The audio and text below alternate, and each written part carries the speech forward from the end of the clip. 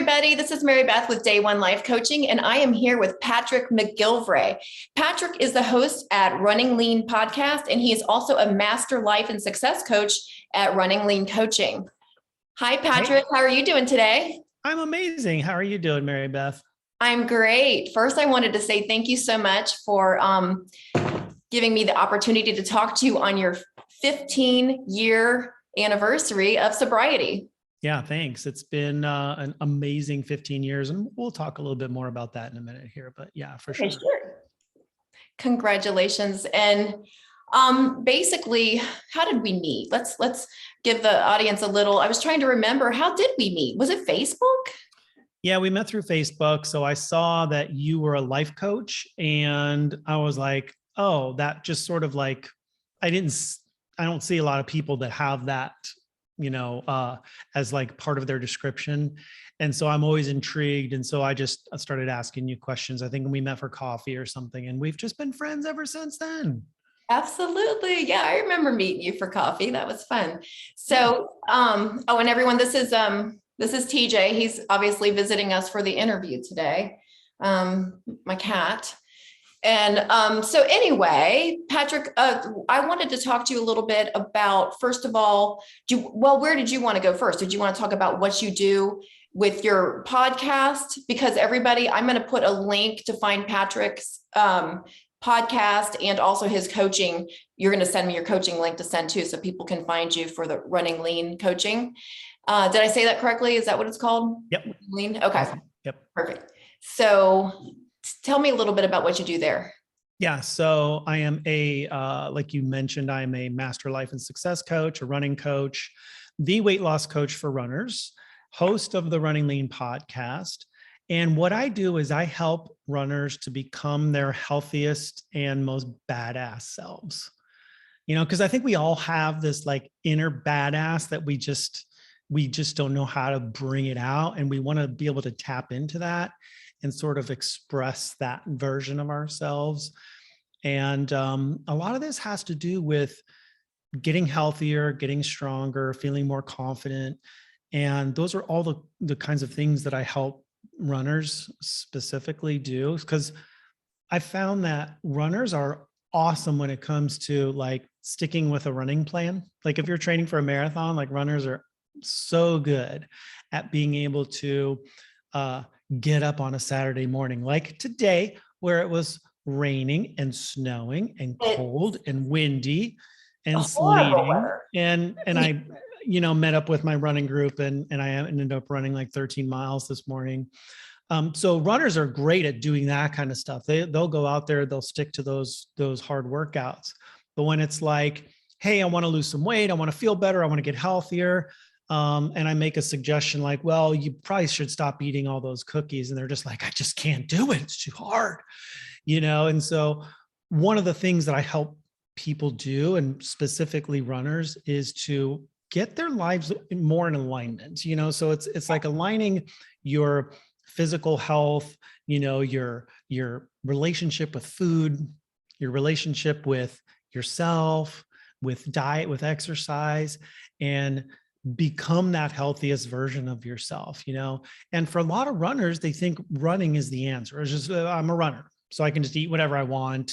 And, just carb load, pasta, carb load, sugar, just ice cream, donuts. Donuts and beer seem to be the two food groups that runners like the most, And so I never knew that before listening to your podcast. I never knew that, that was like, but I get it though, because you're running so hard and you're burning so many calories and it makes you ravenous. And then eating carbs makes you crave more carbs. Totally. Mm-hmm. So a lot of runners find that the running isn't the answer. They find that the running is not working anymore. Maybe it worked for some time in their past, to help them lose weight or keep it off or whatever. But especially as we get a bit older, as we get, into our 40s and 50s, things start to like slow down, and it becomes a little bit more difficult to maintain our weight or to lose the weight. The average American gains something like 2 pounds a year from the time they're I believe it's like 25 onward. That's a lot of weight if you think about I choose not to believe that, but yeah, I know if you don't do something about it, we can't keep up our same habits that we had. Yeah. And I kind of There's know. an answer. I mean, there's an answer to There's an this. answer. Like you gotta like, don't eat garbage. Yeah. Don't eat junk food. Stay away from sugar and refined carbs and things like that. But so that's kind of what I do. So in the podcast, what I help people with, a lot of what I talk about on the podcast is this mindset stuff. Because there's so much to this that is mindset. Mindset's really at the core of everything that we do. If you want to set out to run a marathon or lose a bunch of weight, if you know what to do, that's great. But what about when you don't feel like doing it, or when it stops working, or when maybe you hit a roadblock, some sort of obstacle in the path? You need more than just like knowing what to do. We all know not to eat donuts and drink beer every day. Like we know that, right? But actually doing it, totally different deal. Yeah. So a lot of what I do is help people really shift their mindset and really create better habits that are easy and effortless to maintain and to go forward with their life. I want healthy eating, dieting, exercise, getting strong. I want all those things to just become part of our identity, part of like who we are and what we do. Because when it's just part of who you are and what you do, it doesn't require a struggle. It's not like, oh, this is so hard. There's no suffering involved anymore. It's just something you do. It's part of your life. You have to change your identity. You have to change your identity, like I did with alcohol. Like, I didn't go to AA or anything, but I just did tons of, personal growth with self-help books and YouTube and podcasts. I just put myself into all of that and law of attraction stuff, and I'm like, wow, there really is nothing more important than the way we feel. So I knew that I was setting myself up for, I wasn't setting myself up for success, failure for sure. Every morning I woke up with a hangover, all of those mornings, I'm not going to be at my personal best. And when I started coaching, I was like, I can't do this anymore. Number one, integrity. How can I tell someone, be a good coach if I'm struggling, keeping promises to myself, right? So I don't ever tell anybody to, I would never try to coach somebody something that I have not mastered myself. I really wouldn't, because I think, do I still have temptations? Absolutely. Sometimes when it's, beautiful out and it's like, oh, that sounds really good, going to like a Mexican restaurant, sitting outside, having some chips and queso and, margarita. I'm not going to do it, but, I still get tempted, and I have little tricks and stuff that, keep me away from actually, letting that trigger get to me. Yeah. And you mentioned failure in there, and it's like, you gotta expect failure. Like, yes. Nobody does this perfectly. Absolutely. Nobody does. There's no such thing as like perfect adherence to diet or exercise, and it's one of those things where you're going to slip up, you're going to have failures along the way, and we just expect them.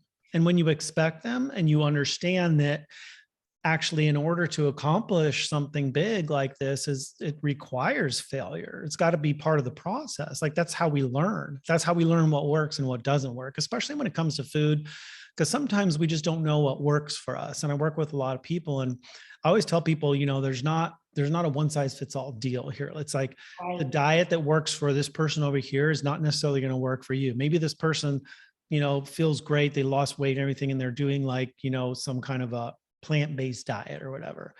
Is that the right diet for everybody? Absolutely not. It has to fit your lifestyle. It has to fit your lifestyle, your preferences, and the cultural things around, food and things like that for you. So there's a different answer for everybody, but you got to sort of figure that out. And so there's failure along the way. And unless we're looking at failure as part of the process, then most people see failure as the end. So most people see failure as, oh, I tried something, it didn't work, so I quit.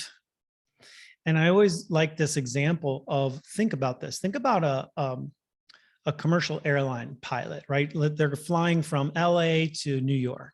Mhm. So they're in, they get the plane going, they got a path, they know what they're supposed to do, they know which way they go. But then as they get, along the journey there, they're going to experience, storms that they're going to have to go around, and they're going to have to change their course. Does that mean that they failed? Does that mean that it didn't work and they should just quit, just land the plane and give up? No, you constantly course correct.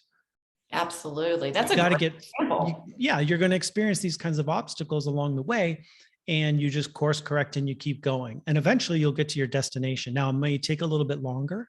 It's okay. It's no big deal. Yeah. And then I think we tend to compare ourselves with people who already, are successful. They're not necessarily, we've not seen the failures behind the scenes. They're not going around telling us that. And some of them do. I love it when people all are vulnerable like that and they're honest. Like for me, I failed at moderation. That's why I abstained from alcohol. I am not good. I had to learn the hard way. I suck at moderating alcohol. I can't do it. I could do it 10 times in a row, maybe, and have one or two, but eventually, I'm going to screw that up. And it wasn't worth that gambling for me anymore. So I just had to abstain. I had to pick that because I think moderation's harder than just staying away from it. That's for me. For somebody else, they might be able to moderate, but for me, I was a failure at moderation. Yeah. So we just had to take that out of the equation. And like earlier when I said about identity, like when I started to go to restaurants was my trigger, like going to a restaurant, red wine was my jam. I love red wine. And, I just had to tell I'm not that person anymore. You are not the person who's going to order a couple glasses of red wine every time you go out to dinner and whatever works. Vanity worked for me because I was definitely gaining weight. So yeah, you have to want something more than, you want, even if it's just wanting to feel good, right? That's wanting something more than, what the alcohol or what provided for me was, fun for a couple hours, maybe. Yeah.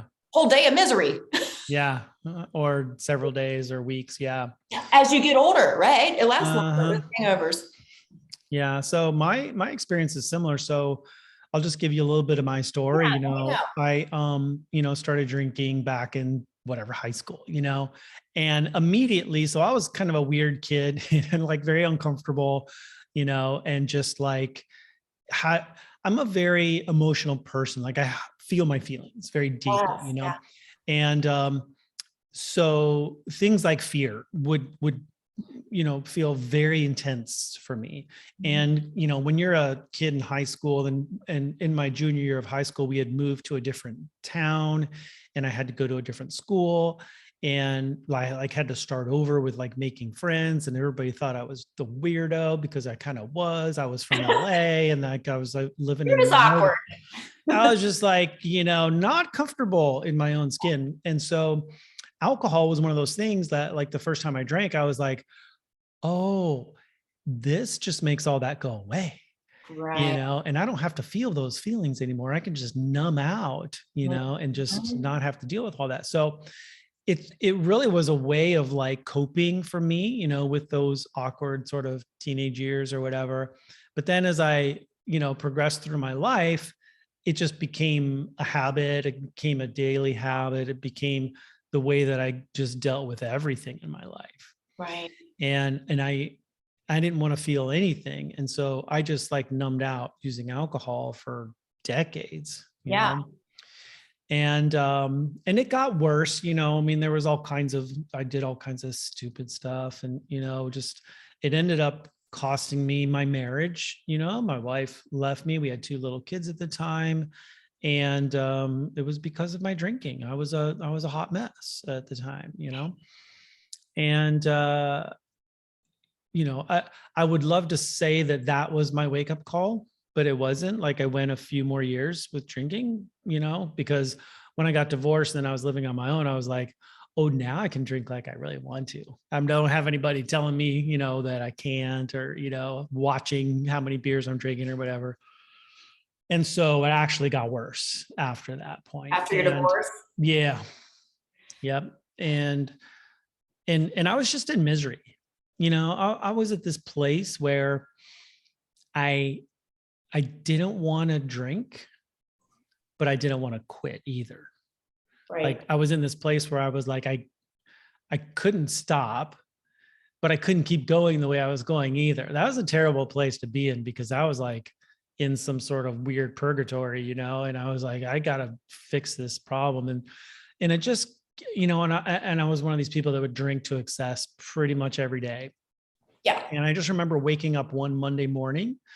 It was April the 9th, 2007. And that's today. Yeah, that's today. I know. And I woke up that day and I just made this decision. I was like, I need to get some help. Like I can't keep doing this, you know? Yeah. And something just like felt like there was some sort of a release for me in that moment. Some people call this like a spiritual experience. Yes. For me, it was very similar to that. I don't know what to call it, but other than I gave up. You know what I mean? I surrendered. I was like, okay, waving the white flag, and I was like, I need some help. I can't do this alone. And that's where I had thought in the past, like I just, you know, I never thought that I could to quit drinking on my own. Right. But as soon as I just had this thought that came to me that was like, you know, get some help. And so I did. And, you know, just, I never drank again. What did you do? Did you go to AA or what did you do? So I went to counseling first. So I just went and saw, like there was something on the bulletin board at work. It was like one of these employee assistance programs where you could get like counseling. And I just happened to see that. And I was like, you know, nobody around, you know, and like grabbed the card off the bulletin board, you know, and then I reached out and got some help. And the person that I was working with actually recommended that I go to AA meetings, you know? And so I started doing that, and I was pretty involved with AA for years there. And it really taught me a lot. I mean, there's a lot about, you know, a 12-step programs like that I, you know, I think there's a lot more good than there is bad. I don't really see anything too bad with that, but it's not for everybody. We'll just put it that way. Yeah, it wasn't for me, but I do see a lot of value, especially in the community of it. And, you know, you get a sponsor. That's great. You have someone that you can call at any time, and then a place to go during those times where you might have gone to a bar or been drinking. Even if you just stayed at home, you have a place to go instead of doing that. And so you're distracted. It's a great distraction, right? Well, and the community aspect of it is huge. And like sitting in a room and listening to other people tell their stories. And I was like, oh, that's me. Like, I've never heard anybody else say that stuff before, because that stuff was always just in my head. And I felt a lot of guilt and shame about how I lived my life. And when I saw other people that were sharing similar stories, a lot of that sort of melted away. Yeah. You know, because then I was like, okay, I'm not crazy. I'm not a bad person. And guilt and shame tear you up. It's like it's the word. Tear you up. And then it causes that vicious cycle. Well, now I feel shameful and guilty. Well, I'm going to have a drink to cover up those feelings. And it's just this horrible cycle. It's so easy to get into. So if anyone's watching it and you're in it, hello. I mean, it's very common. I was in it for years. And the whole thing is not keeping promises to yourself. That wears on you. I can't even keep a promise to myself. Like, you know, that's an awful feeling, you know, when you just, I trusted myself too. And then there I was again, you know, I didn't stop at 2 drinks. And then now I'm like, wake up in the middle of the night with anxiety and like, when am I going to learn? You know, because everybody I know who has struggled with alcohol, I mean, personally, has been some of the most intelligent people I know. It's not about intelligence. It's not about weakness. Addiction's a crazy thing. And for a long time, I think I wasn't even aware, because it was denial so strong. Like also in this society where you're the weird one if you don't drink. You know, I know that I'm very aware where I stand. Like I don't have many friends who don't drink, and I'm the oddball. Society creates it as, you know, where it's marketed to us as fun and cool. And I mean, how many parties do you go to where if alcohol is not there, it's considered a lame party, right? You know? And there's a lot of social pressure. And, but a lot of that is actually just in our own heads. Like I found that, I had all these concerns about what people were going to think of me if I wasn't drinking. If I go out with my friends or go out to dinner, go to a party and I'm not drinking, people are going to be like, hey, weirdo, and they were going to like pin me down and like pour beers down my throat or Oh. no, I mean, I just like, I had all these I can see guys doing that. college, probably. Yeah. Frat boys. Mm-hmm. But, none of that stuff ever happened. People don't care. People usually don't care. Like they're so concerned about themselves. But they just quit. Those are the people who just didn't call me to go out anymore. And then I have my real friends who don't care. And they, I still hang out with them. But, when they care, it's because it's about them. It's not about us. It's about them and they're self-conscious. They don't want to be around somebody sober while they're drinking. It makes them feel, a little bad about themselves, because I don't think anyone's told me like I'm not fun. If anything, I've heard I'm more fun without the alcohol. Yeah. My son's blow drying his hair. I don't know if that comes on over anyway. Yeah. And that's another part of this is like, we think that, if we give up drinking, that our life is not going to be fun anymore. Yeah. And that was a concern for me. I'm like, how am I possibly going to have fun? Because this is all I knew. This is the joy that I experienced every day came from alcohol. As temporary as it was. Right. And that was for a while though. Yeah. For a while when we're getting out of it, when you first quit, I don't think it was fun. I don't think it was. I think it's hard work. Yeah. It's hard work and it doesn't feel good. Now it's fun. And it is, but you learn. And so my point is like over time, I've learned that I can have so much fun and remember everything that I did actually, and not feel terrible the next day. Yeah. And because I hear people say this sometimes, and I work with obviously a lot of people who are, changing their diet and I work with a lot of people who also, stop drinking, like we use that as a tool to help lose weight as well, because drinking can really create a situation where losing weight becomes very challenging. So a lot of people will get pushback from their spouses or from friends and be like, well, just have a little fun. Come on. Right. Just let your hair down, have a little fun. Come on. You need some joy in your life. Only live once. And I'm like, you know what? You can have a lot of fun. I have a lot of fun in my life without alcohol. I don't need alcohol or, junk food to have fun. Right. Like you're more present. You're in the moment. And like you said, you remember everything. There's no regrets. You feel great when you wake up. And like you said about losing weight, that's what happened with me is I lost 20 pounds, and it was just when I quit drinking alcohol, because it causes fat storage. It just does, guys. Yep. It causes fat storage over time. And it's so slow that you might not even realize it. That's what's happening. But that definitely was, I went on a 30-day diet that I wasn't allowed to drink alcohol. And then I was like, oh my God. And it was for vanity purposes, whatever works. All right. Yeah. Whatever works. And then I was like, I feel fantastic. I didn't know how crappy I felt, because I never gave myself 30 days to detox. You know what I mean? Totally. I talk to people all the time who are like, I can't imagine not drinking alcohol, and I say the same thing. I'm like, let's just take a break for like 30 days and see how you feel. And probably 99 out of 100 people are like, I feel amazing. I don't even want it anymore. Yeah. My life is so much better. I don't need it. What was that percentage? 99 out of 100? I mean, just most people like, 99%, I would say of people. I get an occasional one person who's like, yeah, I want to start drinking again. I'm like, that's fine, but most people, they feel so much better when they give it a break. You see the results on your body. See results. They start to feel better. Sure. They're more clear-headed. They remember everything they did. They're losing weight. They're like, getting stronger. They're running faster, and all these awesome things are happening. And they're like in a better mood. They're happier.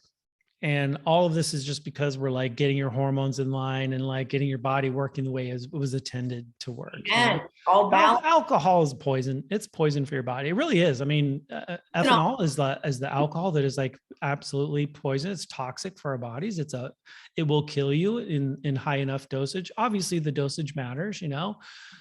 So it's not like something we have to do or something that is like required for human, you know, health. It's not required at all. Same with sugar. Sugar is one of those things. It's like, there's only negative consequences of eating sugar. There's no real positive consequences of eating sugar. Right. So, you know, these things aren't necessary, right? They're not required for human health, or human existence. Like we can live beautiful, full, rich, healthy lives without those substances.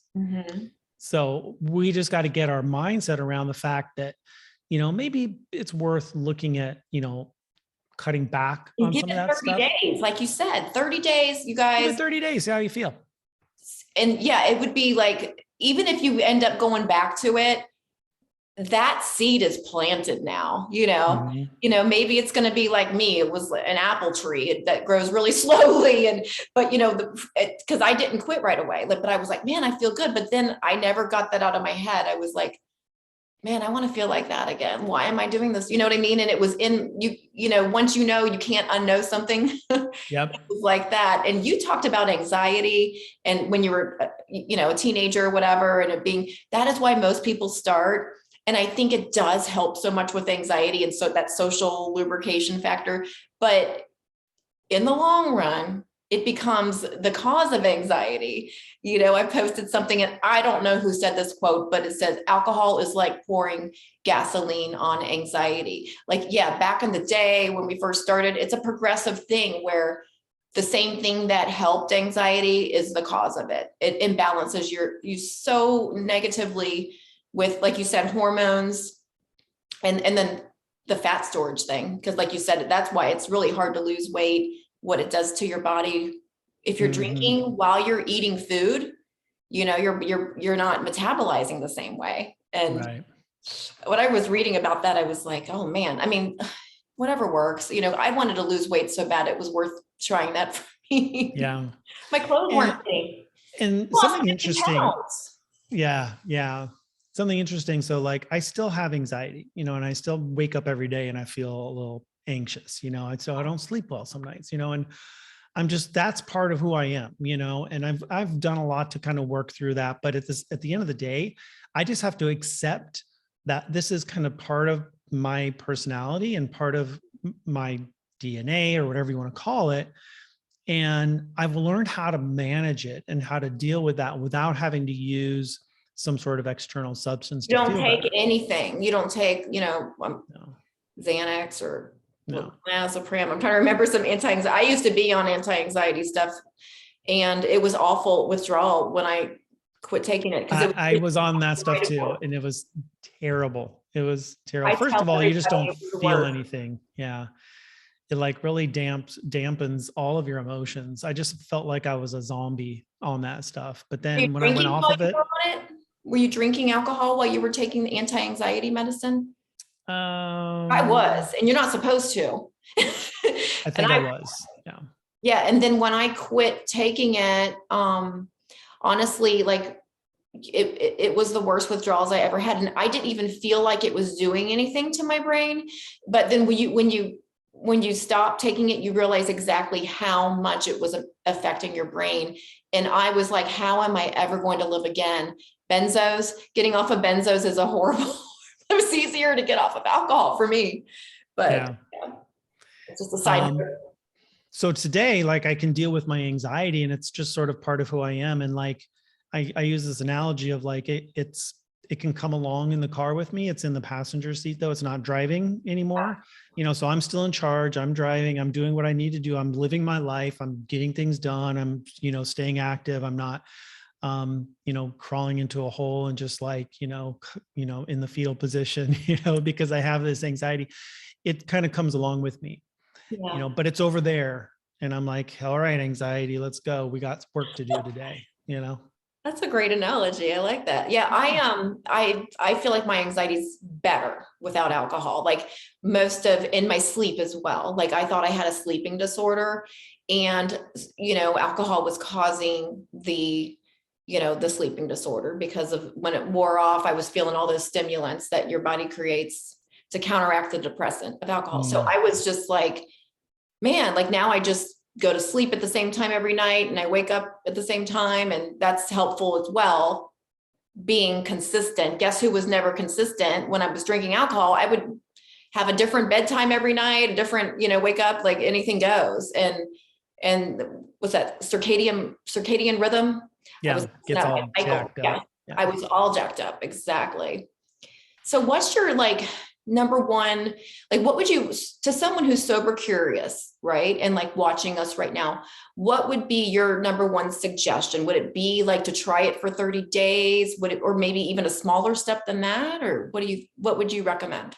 I mean, that's a good first step. If you want to, if you're wondering what life could be like without alcohol, just stop drinking and see how it goes for you. There you go. I mean, seriously, like it, and if you can't do it, if it's too hard for you to do it, then you may want to like explore that a little bit, because it might be a sign that there's more going on there. There's more going on. Yeah. Counseling is great, seeing a therapist or some sort of a counselor that deals with, alcohol. But just reaching out to somebody who has some experience. Recovery coach. Yeah. Like marybeth or myself, you could always reach out to us and just say, hey, here's what I'm feeling. Here's what's going on. What should I do? Because that was the difference maker for me. I reached out and I got some help because I couldn't do it on my own. I didn't know what to do. And I got somebody to sort of coach me through that process, and when you have somebody there that's offering some guidance and some support, and there's like some accountability there too. Somebody that has done the deal, that kind of has the life that you want. That's a good person to sort of talk to about, getting some help or just getting some direction. Obviously coaching is, an option as well, but even just talking to anybody that has some experience in sobriety is going to be helpful. Absolutely. And that's why AA is so great, because of those, you got your free they're called sponsors, right? Sponsors. Yeah. Didn't sound right for a minute there. Yeah. Yeah. So I definitely think that, and then to always remember your reason too. Well, something that I could say about the hardest part, you mentioned it, and it was the same for me, was like being social after you quit drinking, and it gets easy, like now it's like not a thing, right? But at first it takes practice, but you just got to do it, and you're going to be uncomfortable. Just got to almost accept that. Like it's going to be weird at first, but for me, I always had a warm-up period when I would get somewhere, whether it was, because I'll still go to a bar, because I just have changed my identity, literally changed my personality. Like Dr. Joe Dispenza says, like I had to do that in order to just not be tempted or not let those triggers get to me.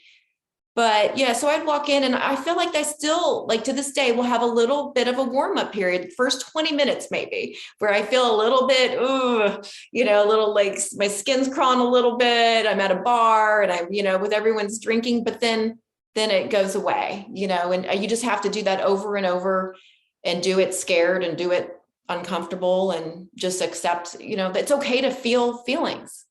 Yeah. You don't have to numb out. Yeah. I mean, part of being human is experiencing emotions. There's probably dogs and cats probably experience some emotions, but I'm going to say that, from what we know anyway, that humans are probably the only animal on the planet that experiences the wide range of emotions that we experience, right? Some are good, some are not as good. Some feel amazing, some feel terrible. Right. But they're all there for us, and you don't know what like joy feels like until you've, experienced sadness. You don't know what ecstasy feels like until you've experienced misery, Absolutely. So we got to sort of have those, we use labels like negative emotions, but they're just all part of, they're all just part of the human experience, Yeah. And it's actually just feeling those emotions and knowing that you're going to be okay if you're feeling an emotion. that's sort of the key to getting through those tough times, because you're going to feel uncomfortable. It doesn't feel good to feel sadness or loneliness, or frustration or stress or despair. Like, these are emotions that are difficult. And if you're just drinking to make those go away, or eating food so you don't have to feel those things, I'm just going to tell you that those things are still going to be there, but you're just creating a secondary problem on top of that, because you're just like suppressing it, denial, and it's Yeah. still there. It's not healed. And repetition and practice, like keep doing, putting yourself out there over and over and over again. And that does change your mindset, just putting yourself in that position, until it's not a big deal. I think I also think that, like we're talking about, animals that, they feel stuff, but humans, we analyze the shit out of ourselves. Right. And that's part of the mindset thing, is beating ourselves up. That leads to nothing good, with the guilt and the shame and all that stuff, just accepting when you do screw up, inevitably, just acknowledge and move on. Don't stay in that, vicious cycle of, like, now I feel bad, so I'm going to do something worse. Yeah. And just being willing to experience those emotions is such a huge thing. Like right now, I'm willing to experience any emotion. And the fact that I'm willing to do that sets me apart from most people. Yes. To be honest with you, because most people just, as soon as they start to feel something that's uncomfortable, they just want to run away. They want to push it down. They want to numb it down. They want it to go away. But what if you just sat with that emotion? What if you just allowed it to be there? What if you just process it? It's like, we don't get into trouble until we start trying to make these emotions go away. Like having some stress or some frustration or loneliness or whatever it is, anger, fear, these are all part of being a human being. And if we try to push them down, it's kind of like holding a beach ball underwater. The further you push it down, the more explosive it becomes, right? It just wants to come shooting back up, so, and we're just trying so hard to just hold this stuff down, and that's where the internal turmoil comes from. That's where the internal struggle comes from. It's not from having the emotion. It's from the trying to make that emotion go away. It's the denying and pushing against that emotion that causes the problem. It's not actually having the emotion. Because it becomes toxic. And I've said this so many times, but the good vibes only people, and I'm a law of attraction coach too. I know I'm all about good vibes, but at the same time, there's this spiritual bypassing that can happen where you're just simply in denial. Like, you actually need to experience your feelings. You can't say good vibes only, good vibes only. You're supposed to experience them so that you can heal them. So like every spiritual guru that I know will say, witness them, observe them, sit with them. Like you said, don't pretend like they don't exist.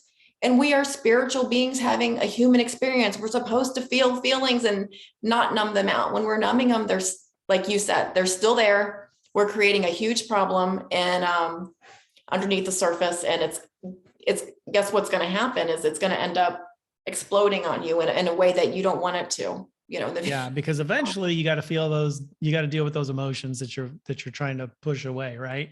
Absolutely. And that's when it then becomes a real big problem, right? Because you can't just keep pushing that stuff down. You got to actually process those things at some point.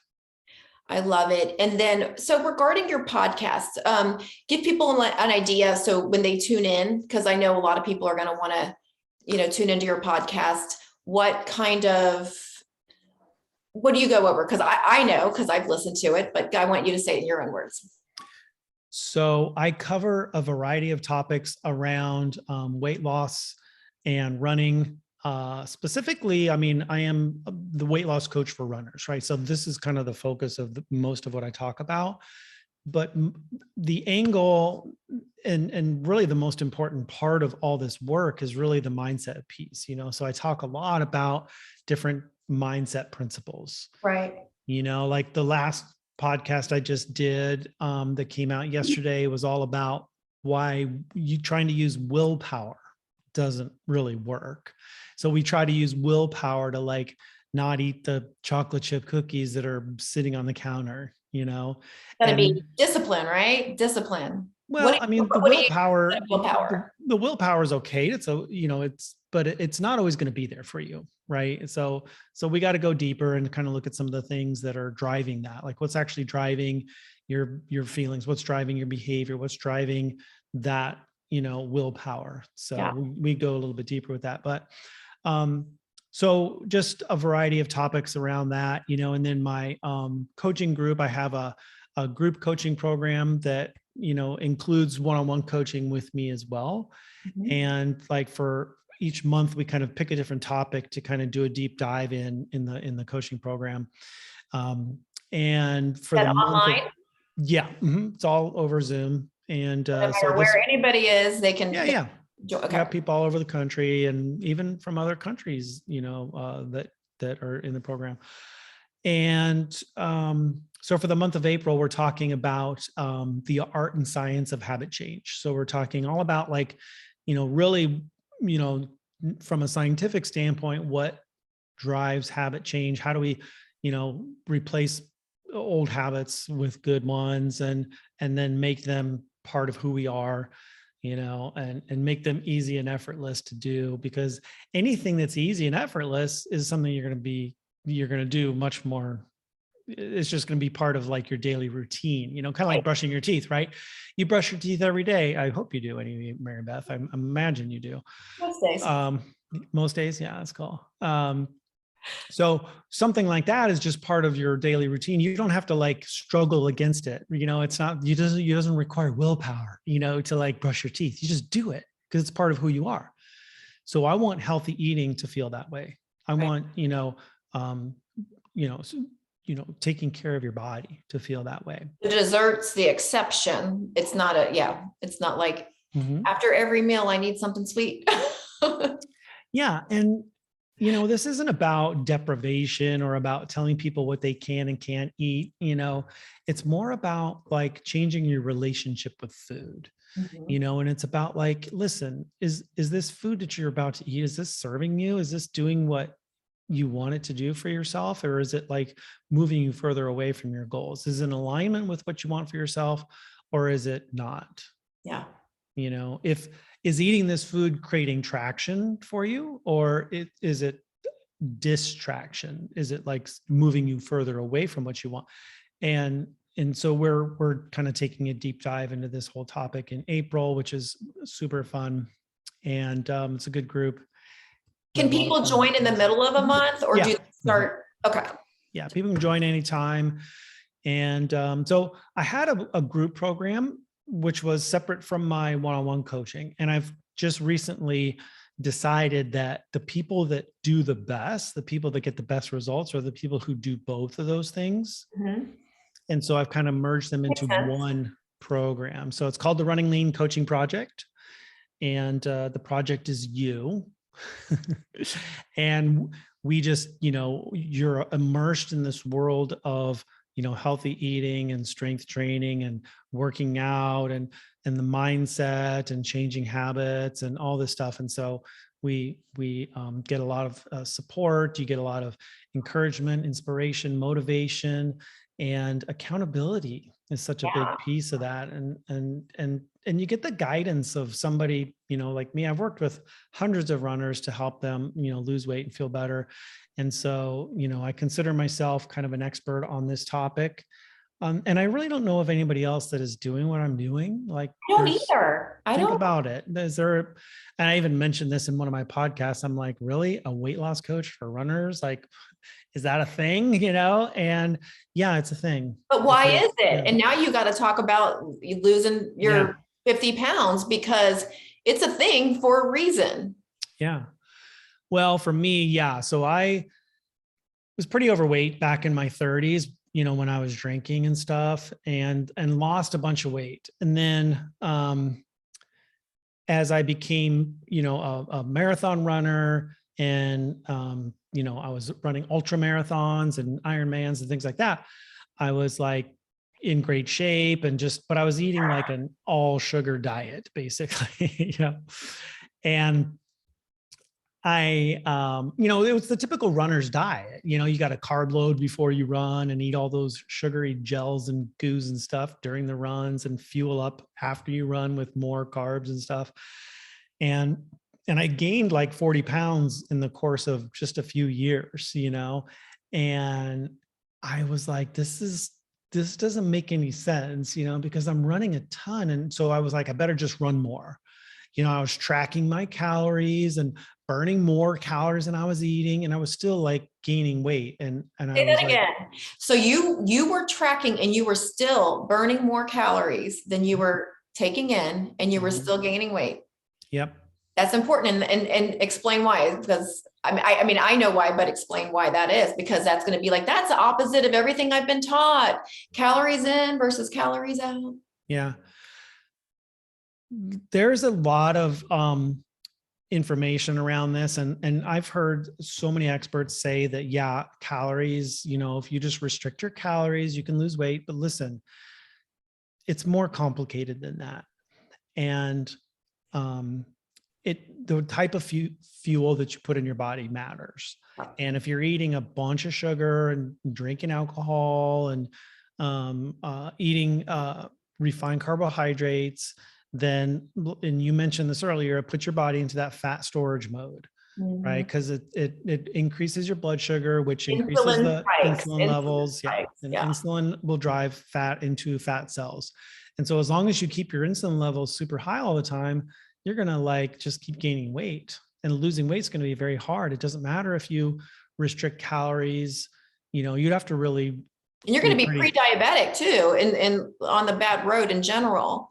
Yeah. And they even have a name for this, like for people that are like fit and they look pretty good on the outside. They call them TOFIs, TOFI, thin on the outside, fat on the inside. Because they're people who are. I've heard skinny fat, but I've never heard that one. Yeah, TOFI. So they're people who are, running. One of the most famous examples is a guy, Professor Tim Noakes, and he wrote all these books on running and stuff like that. And he was a marathon runner, and he had run like 72 marathons or something like that. And he was diabetic. He was diagnosed with, diabetes. And he was like, the diet is wrong. This isn't working. I mean, he looked pretty good, from a weight standpoint, but, he was, basically, killing himself with his diet. And so he famously tore out the section of his book. So he wrote this book called The Lore of Running, which has been like the runner's Bible, and he, in an interview or a book signing or something like that, he picked up this book and he tore out the chapter on nutrition. He said, this is wrong. I was wrong. I shouldn't have run. I know more than I know back then. And because he was recommending all the carb loading and all this stuff. And he said, I'm wrong. And there's a different way to do it. And so he's a big proponent of, for runners and endurance athletes, kind of a lower carb approach. And that's kind of what I do with my runners too. We get off those sugars and the refined carbs and switch the diet to eating real food. And I bet you feel so much better without so much better crap. Yeah. So much better. And people get amazing results. And this isn't a fringe thing. This isn't just like some, couple weirdos like me that are doing this. This is like a big movement in the endurance athlete community of people who are experiencing what's called fat adaptation, which just means you're getting more efficient at burning your own body fat as a fuel source. And so the way you do that is just to limit your carbohydrate intake. And then, you got to change your diet and do some other things. But for the most part, you're basically turning your body into a fat burning machine. And it's great for losing weight. You got to burn fat if you want to lose weight, right? But it's also a great fuel source for running, especially for running the longer distance stuff, And so people get amazing results from this, and they find that they can just go and run all day, and they don't have to take all the sugar and drink all the Gatorade and all this other junk. And they're more energetic because they're more energetic. Yeah. Junk, and it's great for your brain too. Yeah. Like you don't have any idea how much clarity that you can have. I think people don't know how good they can feel until they feel it. You don't know how bad you felt until you feel good. And that was my experience with that 30-day thing, which, like I said, I didn't quit drinking right away, but it definitely has planted that apple tree. Yeah. Yeah. The clear-headed thing is one of the best parts of this for me anyway, because I didn't realize how much like brain fog that I had actually going on with all that crap that I was eating. Yeah, sugar. And once I changed the diet and got off the sugar and stuff, I just immediately felt more clear-headed. And I was just like, I was seeing everything in like Technicolor for the first time. And I'm just like, this is crazy. But this is the way our brains are sort of designed to work. Our brains like fat as fuel. Yeah, absolutely. Yeah. And then with its body composition more than anything too, like you were saying, that's how you can be. Do you ever see those pictures? I mean, whoever's listening, but they have like the people who like they're 125, like would be their weight. Like I'm just throwing out a number for a woman, 125, like, and then 125 or they weigh more, I'm sorry. But like, let's say they weigh 135 and then they're like all muscular and they look so much better than the 125, because at 125, maybe they had like, 35% body fat. And then at 135, their weight goes up, but they're lean and it's more muscle, and it's all about diet and body composition. And sometimes people are just looking at that number on the scale, which doesn't really give us a lot of information. Yeah. And there's a problem like with the BMI, body mass index. It just looks at two things: your height and your weight. Yep. So my son and I have a 25-year-old son, and he and I are the same height. We're both 5'11", and he probably weighs 30 pounds more than me. Mm-hmm. And so according to the BMI scale, he's considered like he's obese, obese or something, right? Yeah. But if you look at him, he's jacked. He's a bodybuilder, and he's just got it's all muscle, Yeah. So we can't just rely on things like that to tell us what's going on, because there's more to the story. Right. Are you 175 pounds of, fat, or are you like, mostly lean muscle mass? Do you think those body fat machines at the gym, do you think those are accurate? To a degree, I think there's a 3 to 5% plus minus on that kind of stuff. And then it's like so many factors, like the time of day, if you've eaten. It's just, I think it'd be accurate if you do it at the same time every day in the same condition every day, and first thing in the morning, maybe don't even have coffee. And then the next time you get on, you can at least compare yourself to yourself, Yeah. They make scales like that where you step on them with bare feet and it'll measure. It's like an impedance. It measures. I have one. Yeah. Okay. But it's like at my house and it's way off. I know it's like, it says I have like a really low body fat, and I'm like, yeah, okay. I go to the gym. It's like a different story at the gym, Yeah. I mean, still like I've lost 9 percentages of body fat since I quit drinking, and that was like the only change that I made. And guys, I wasn't eating carbs. I wasn't eating sugar because I knew that the alcohol was, so I was, to compensate for drinking alcohol, I just didn't do carbs. And I had actually pretty good diet compared to most people, lean meats and vegetables mainly was my main staples. Mm-hmm. Yeah. I was a pretty, in non-processed foods. I was eating whole, real foods, but I was still gaining all that weight simply from alcohol. And that didn't used to happen. It's just because I'm 147. But this was, about 4 years ago. And I was like, I just can't pull this off. My diet's as good as it could freaking get. And unfortunately, I wasn't able to keep alcohol in my life and feel good and look good, so I had to say, what do I want more, Yeah. That alcohol acts just like sugar in your body. Mm-hmm. Mm-hmm. Yep. It metabolizes like a sugar. Exactly. Yeah. And that's what I learned. And that's why. So I've heard, and I wanted to ask your opinion about this, and then I know we're pretty much over time, but I heard that willpower is only the willingness to do something. Do you agree with that? I see willpower as, the definition is something like exerting effort to control a behavior. And there's an exertion there. There's it's like hard work. It's like an effort that you have to extend in order to like not eat that warm chocolate chip cookie that just came out of the oven. If you're giving up sugar and you're trying not to eat that thing comes out of the oven. I'm telling you, willpower may not be enough in that moment. Right. Wow.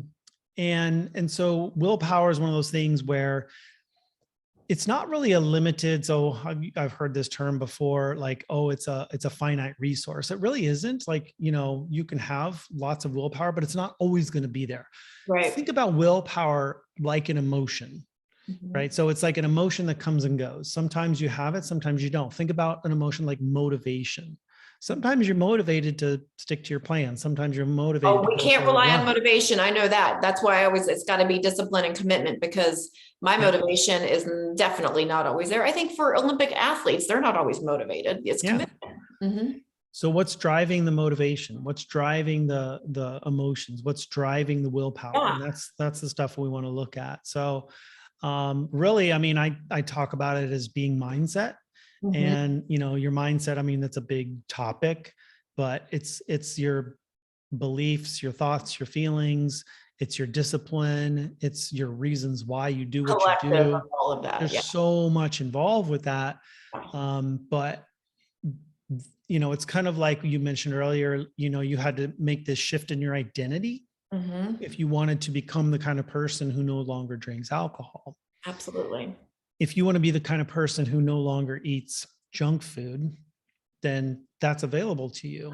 But you have to work on becoming that kind of person. But when you make that shift at like the core of your being, it's like the core of who you are, that's what's going to drive all of your behaviors. That's what's going to drive your emotions. That's what's going to drive your motivation and drive your willpower and things like that.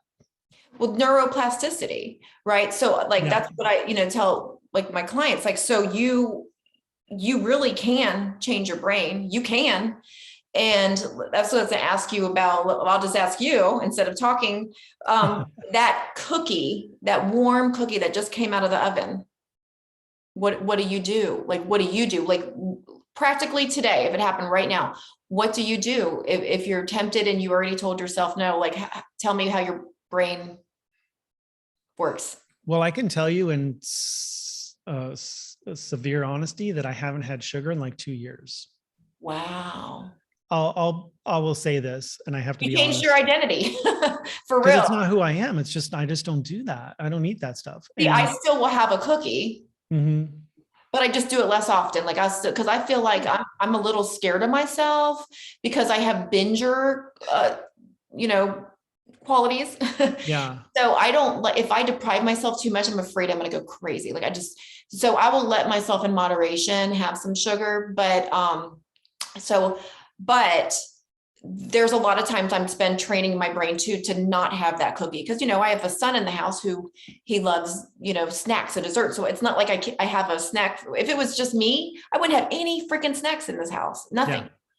Because I don't feel like my willpower is always that great, and, sometimes our emotions get the best of us. Sometimes it's just excitement, it's not even, sometimes it's just like, damn, that looks good. That warm cookie that just came out. Yeah. So I wouldn't eat it. Like, that's just who I am. But full disclosure, I think I had sugar like on my birthday. Yeah, you did. A year and a half ago. Yeah, I remember that. Cause I on your Facebook thing, I said, did you not? And you said, yeah, I let myself have a little piece of cake or something. It was like lava cake, chocolate lava. It was amazing, but that was like 2 years ago. When you're going to do it, enjoy it, you know? And, but for the most part, like I wouldn't eat that cookie out of the oven just because that's not who I am today. Now, I would never tell anybody that they should never eat sugar again. Like that's not the goal of my life either. And I don't think that should be the goal of anybody's life. But like, if it's a problem for you, and I'm one of those bingers too, like as soon as I start eating it, I can't stop. So it's very much that way with alcohol then. Very much with alcohol. It's the same way for me. So I'm just like, it's better if I just don't do it. Abstain. Yeah. I would never tell anybody to do that with their life though. You know what I mean? And even people I coach and they want to lose weight. They're like, they want to eat the sugar. And I'm like, you can do it in a way that is planned and intentional and purposeful, but you have to like do it in a certain way so that you don't set yourself up to just go on a binger, Yeah. I'm looking up a quote on moderation that you just made me think of. And it is St. Augustine. Complete abstinence is easier than perfect moderation. I think we both agree with that one. Yeah. It is For easier. different people.